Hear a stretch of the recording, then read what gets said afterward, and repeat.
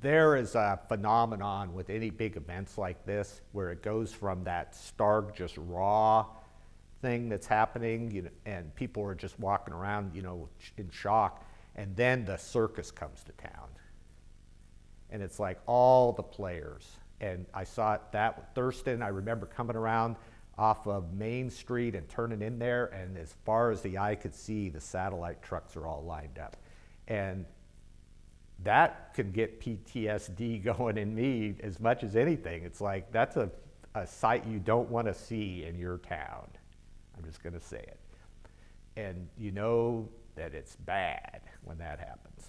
There's some things that you kind of roll your eyes a little bit about, like one of the girls that got shot did an exclusive with like ABC or something like that, and one of the things that they threw out, was that, oh yeah, we'll bring in a makeup stylist and a few other things, and there was a little bit of like a carrot there. I could totally get it. You're like a teenage girl and you've been shot.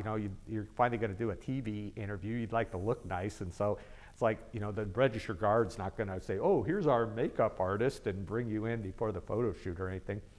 And so, I kind of, like I say, I kind of roll my eyes, but, and then, Ian brought it up as a reporter. I think, he had a different perspective than I did, that there were many people that they contacted who said, oh, I already told my story to CNN, or I told it to ABC or whatever, and I don't want to, they don't want to go through the emotional trauma of telling the whole thing over again. So, and from that, it's like, hey, I talk to the media.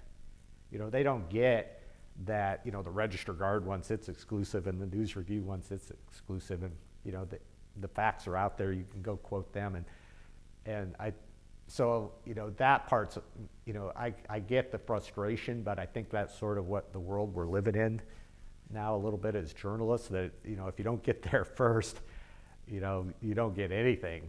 It's like you're going to get completely shut out. And we don't have the kind of power that a New York Times or an ABC Good Morning America is going to have in terms of, luring someone who might want to, have that, kind of exposure, if you will. It's natural human, condition to sort of acknowledge what is a known thing.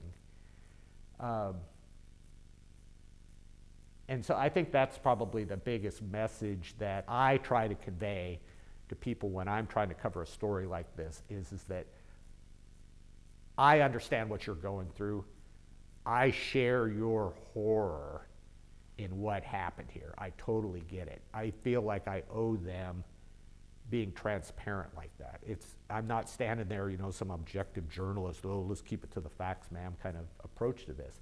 And maybe as a photographer, I can get away with that a little more than I would if I was a reporter.